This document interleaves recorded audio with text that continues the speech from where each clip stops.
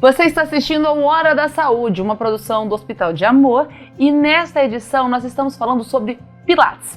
Por isso, a partir de agora, além do suporte técnico do Dr. Marcelo Lobo Júnior, nós também contamos com a presença da Manuela Bortolo de Oliveira, ela que é fisioterapeuta e instrutora de Pilates. Manuela, seja bem-vinda. Obrigada pelo convite, é sempre um prazer falar sobre um método tão importante quanto o Pilates. Prazer é todo nosso, agora nós vamos entender mais sobre esse assunto, né, Marcelo? Justamente, aprender com o especialista, né? Já fez Pilates? Eu nunca fiz Pilates. Eu acho que você vai querer fazer depois dessa conversa, viu?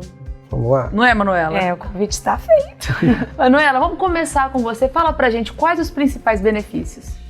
São inúmeros benefícios que o Pilates traz para a saúde de um modo geral. Aliás, esse é um dos princípios que Joseph já deixou escrito no livro, A Saúde Integral do Corpo. É através dessa saúde e do corpo como um todo que nós trazemos os benefícios através da prática em si. Então, respiração, concentração, fluidez, precisão de movimentos. O Dr. Marcelo também falou sobre espaço articular, o movimento uniforme do corpo como um todo.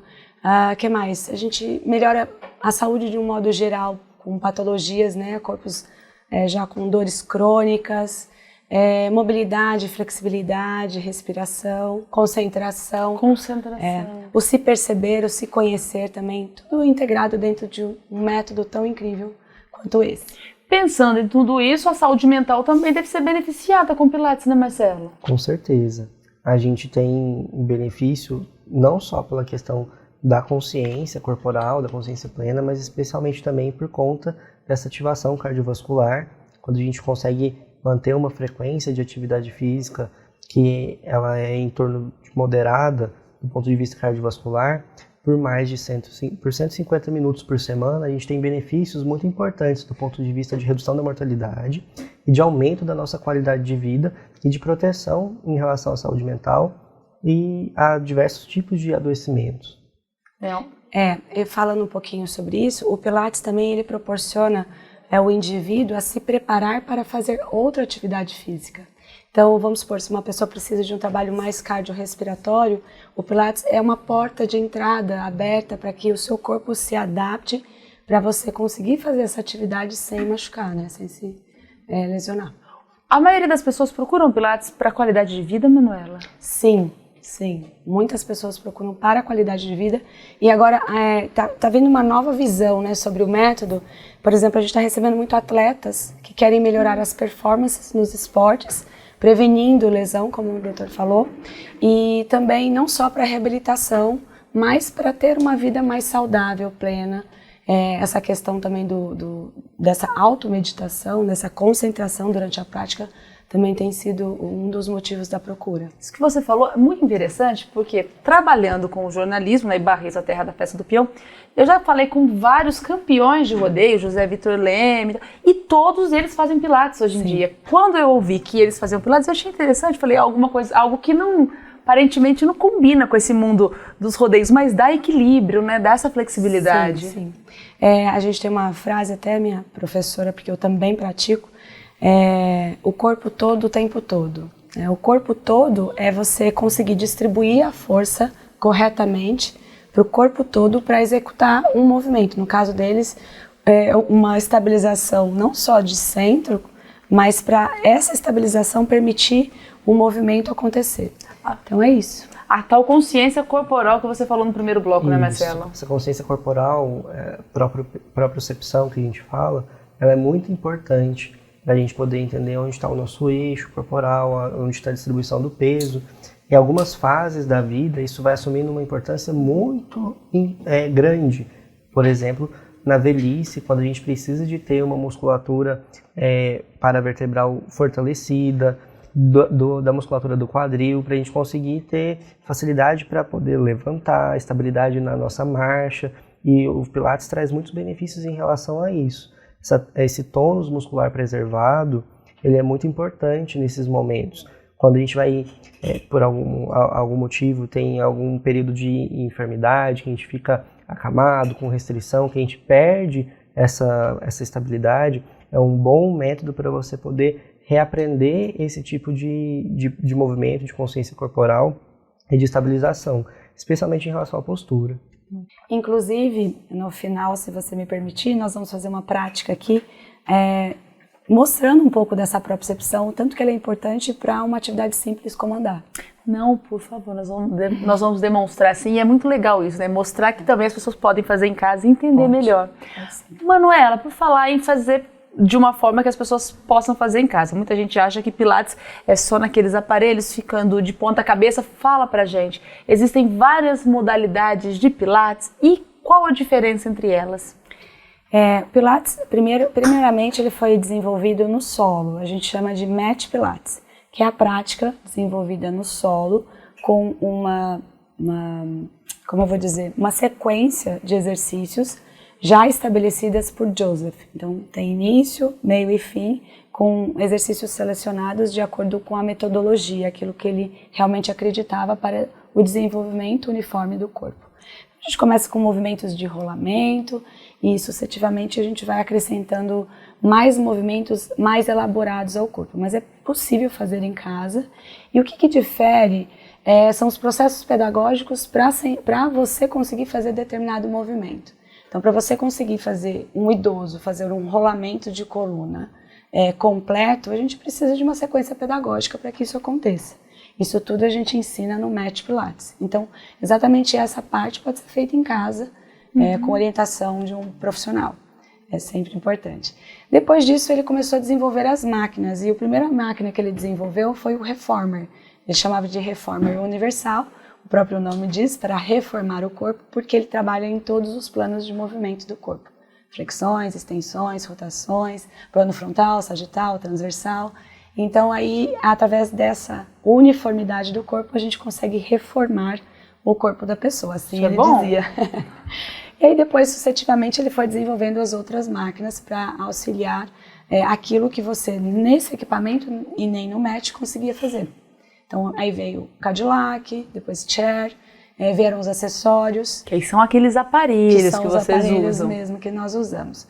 Os acessórios, existem os acessórios clássicos do método e os acessórios contemporâneos, que são os que foram desenvolvidos agora, né? Agora não, né? Já tem um tempo.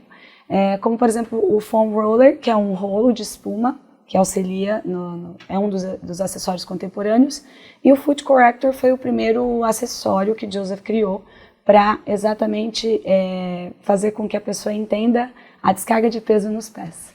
E a partir dessa descarga de peso, te levar à postura ereta. Manuela, e todo mundo pode praticar Pilates? No bloco anterior a gente até levantou essa questão, né? E aí o Marcelo falou sobre as restrições. Como é isso? Se você tiver uma boa orientação, né, com um profissional que tenha uma boa orientação, a questão respiratória ela é muito importante, sim. Então nós temos restrições quanto a glaucoma, gestação, tem restrição com relação à pressão alta. Então, assim, realmente, para fazer Pilates, você tem que ter uma boa instrução para que você não agrave nenhum problema. Mesmo os ortopédicos, os musculoesqueléticos aí. Mas, no geral, todo mundo pode fazer Pilates. Gestantes, a cada trimestre tem recomendações específicas daquilo que pode e não pode ser feito. Ou, melhor, que seja mais recomendado, né? E, assim, nas patologias. Pressão alta.